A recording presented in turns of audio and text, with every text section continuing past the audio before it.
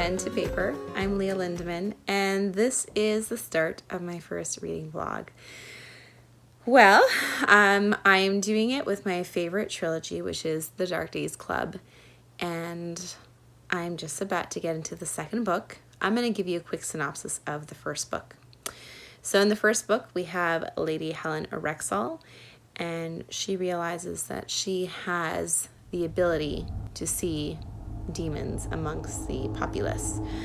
Now, most demons are not extremely dangerous. They skim off of people's energies, and they have these whips that come out of them that give them this ability to do so.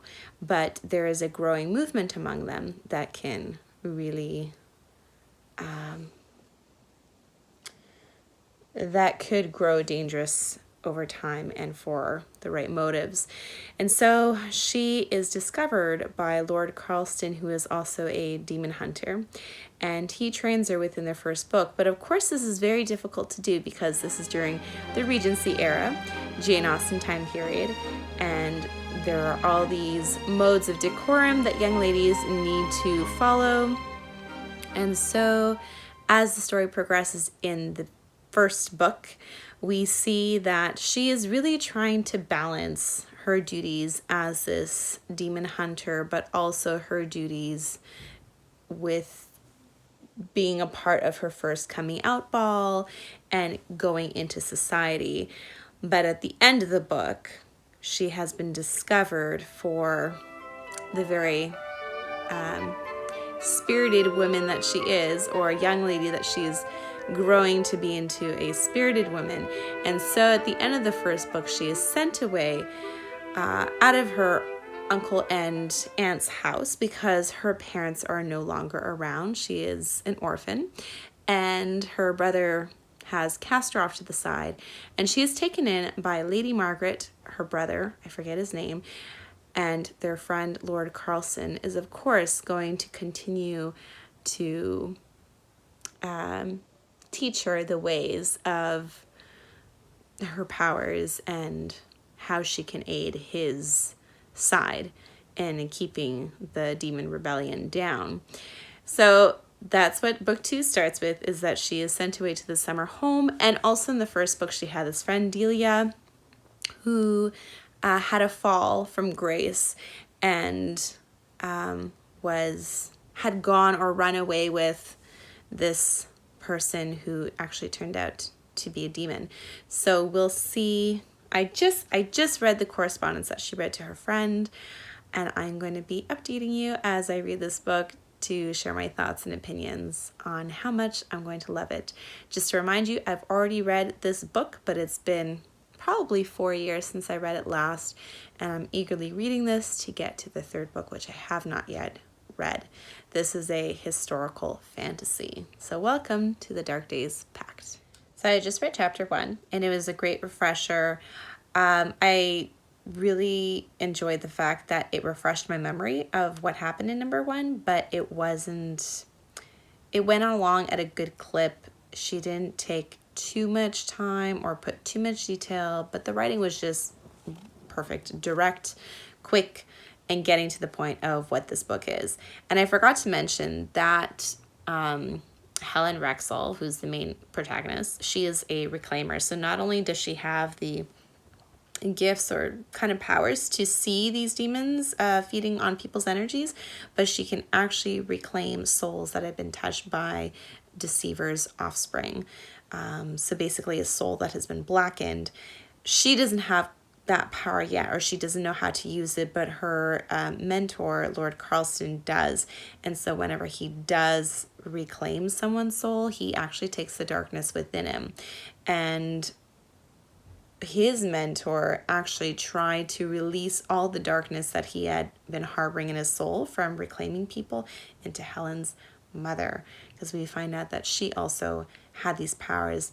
And it is very strange that Helen has the same powers as her mother as a reclaimer, which is a very odd thing. And so that kind of makes Helen special, because it doesn't usually happen as a direct lineage from a parent to a child. I just read chapter 2, and I am so frustrated in a good way. Well, it has to do with the romance part. It is a love triangle.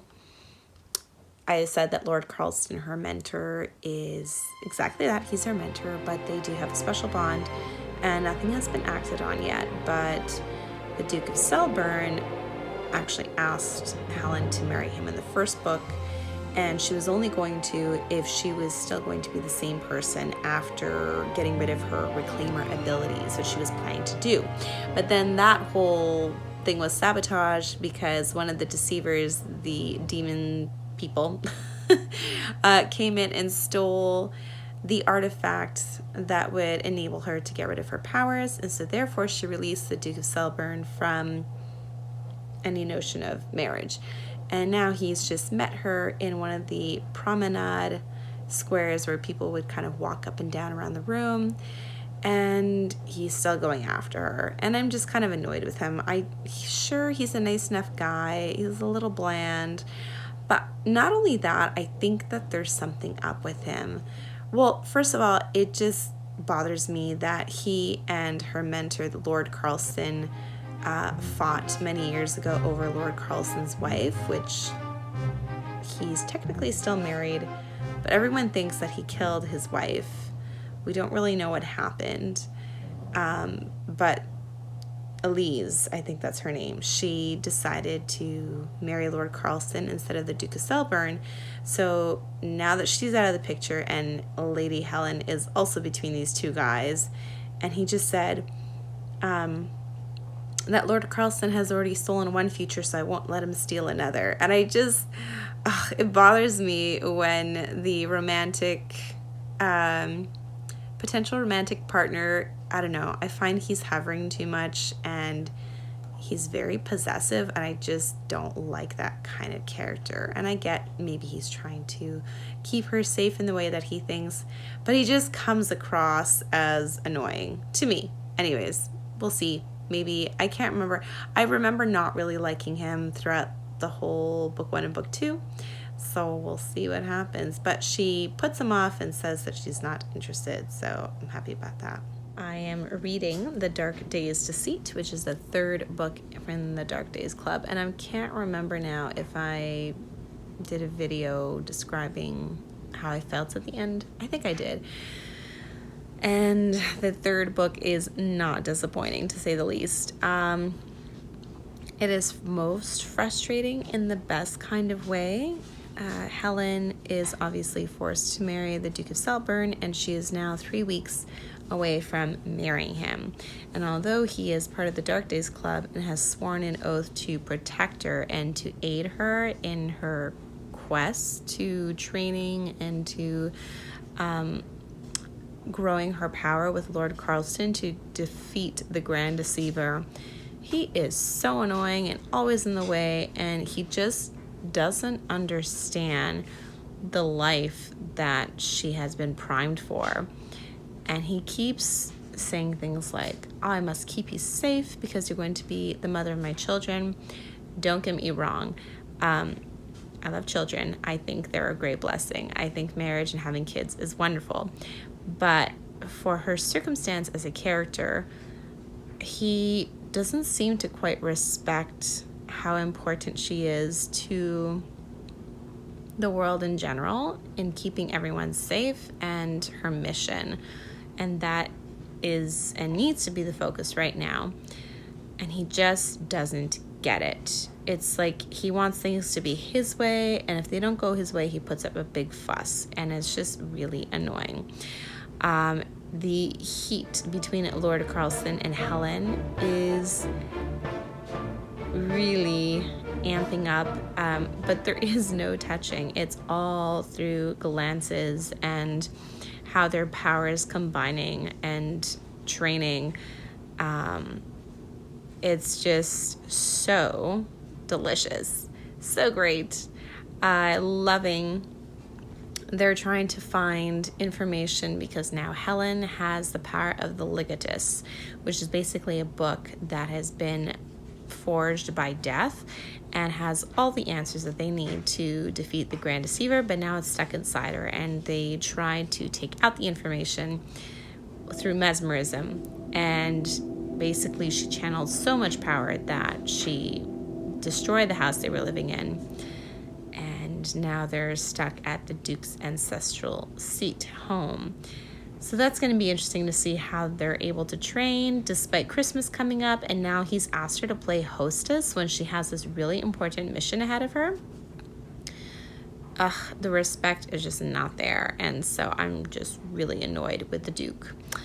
But we'll see what happens if they find all the answers that they need to defeat the Grand Deceiver.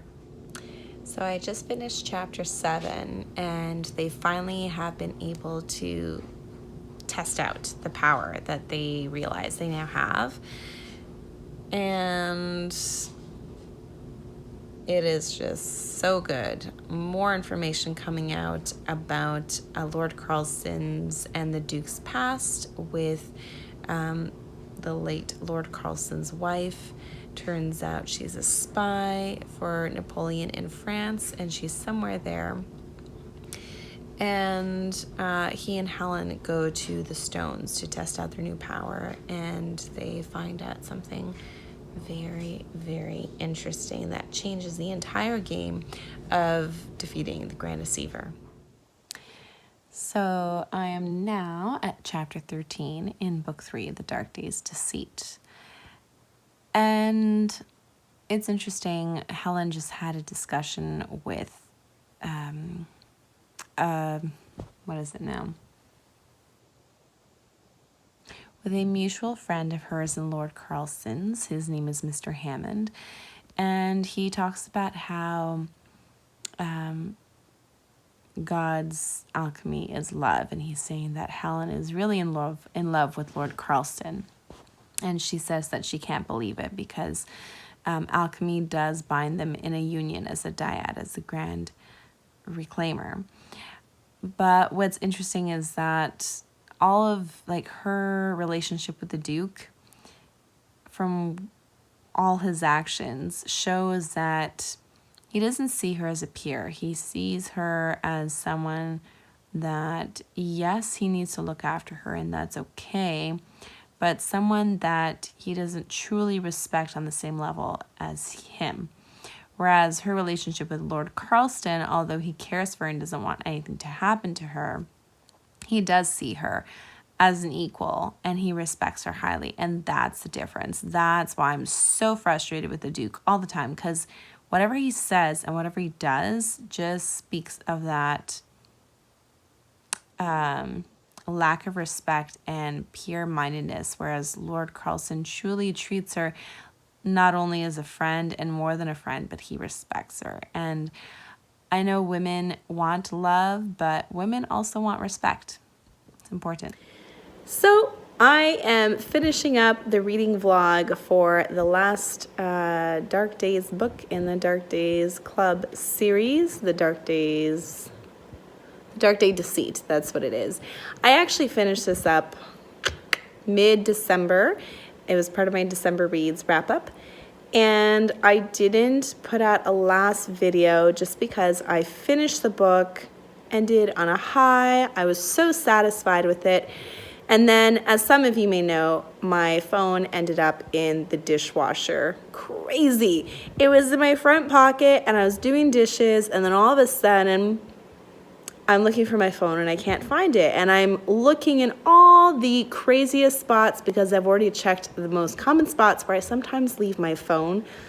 Guys, have you ever done that? Yeah, I leave my phone places sometimes. Really bad, especially with 6 kids. You know, the kids could just pick up the phone and do who knows what to it. Well, it turns out it fell in the dishwasher, and what was crazy was I was looking all over for it, and I even opened the dishwasher because I was like, what if it fell inside? And it was in the middle of cycle, and I'm looking around. I looked at the bottom thinking that that's where it fell. Nothing. So I was like, all right, I'm gonna close it back up, and I can't believe I found it through getting my husband to call the phone, and I could hear it vibrating. It was still vibrating even after the whole cycle was done. And then I opened it up, and my heart sank like a stone, and I was still able to get calls using my earbuds. And then Yeah, but you know what? I'm actually using the phone right now. I was able to get it fixed. Just had to change the screen. So happy ending for my beautiful phone. So that's why I didn't get to the last video. So I'm going to wrap up the series by saying it did not disappoint. And the Grand Deceiver is made up of a dyad of people, just like the Grand Reclaimer. Lord Carlson and Helen are two people working as one. And in the end, they get to a point where they're able to get their power going through lines, the ley lines in the land. That's how they're able to kind of get access to the power, channel it, and then use it. And I love what she did, because throughout the whole series, I was like, wouldn't that be funny if this is the person who's the big bad guy? And I was right. But before it got to that, before I figured it out, before I realized that I was correct, she threw in a person that I had no clue would be part of the Grand Deceiver dyad. So that was a nice twist. So the person that I was thinking did end up being part of the 2 in 1, but the other person I had no clue, and it was a good surprise. And then in the end, the big battle ensues, and what's really cool is that they use the Deceiver's portal and land against the Deceivers. I mean, I don't think, am I really spoiling it when I'm saying that it's a happy ending in the sense that the bad guy is defeated? I think that's what we all expect in fantasy books, right? That despite all the hardships and everything that the protagonists have to go through, they eventually win, right? I mean, I think every fantasy book that I've read, that happens. Or they win, but at a cost. So it's like a bittersweet. I don't think I've ever read an ending where they don't win something, right? So yes, they win. I love how the author set up that whole battle scene, and the end is just sweet perfection. We have the Lord Carlson and Helen's futures solidified, and yeah, that's it. So guys, I highly, highly recommend this series. Thank you for watching my whole vlog. I'm guessing some of it might have been repetitive, but I just couldn't get over how great this series was. Tell me, is there a series that you love as much as I love this series? I hope that the enthusiasm is just rolling off this video and you can feel it. Tell me, what series are you as passionate about? And maybe you'll give this one a try. I will definitely, probably give some of your recommendations a try for sure, because I love books. Take care, guys.